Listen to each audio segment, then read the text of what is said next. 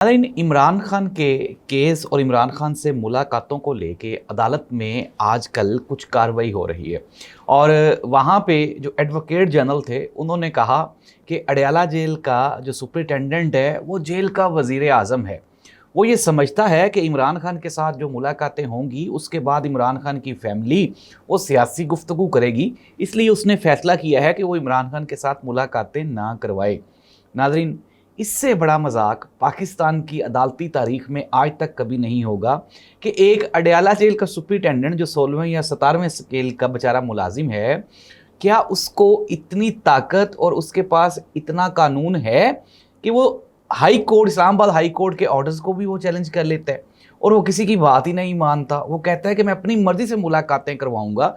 क्या वो वाकई ही वज़ीर आज़म है? नाज़रीन, यहाँ पे जो बैरिस्टर सलमान सफदर हैं उन्होंने वहाँ पे दलाइल लेते, सलमान अकरम राजा थे वहाँ पे, सलमान अकरम राजा ने जो जज थे उनसे मुखातिब होते हुए कहा कि जज साहब, आप मुझे बताएं कि क्या ऐसा मुमकिन है, कभी अदालती तारीख में ऐसा हुआ है या ये हो सकता है कि जेल सुपरिटेंडेंट फैसला करे कि मैं किस कैदी के साथ मुलाकात करवाऊंगा और किसके साथ नहीं करवाऊंगा? नाज़रीन, ये तो पाकिस्तान का अदालती निज़ाम है। बैरिस्टर गौहर ने कहा,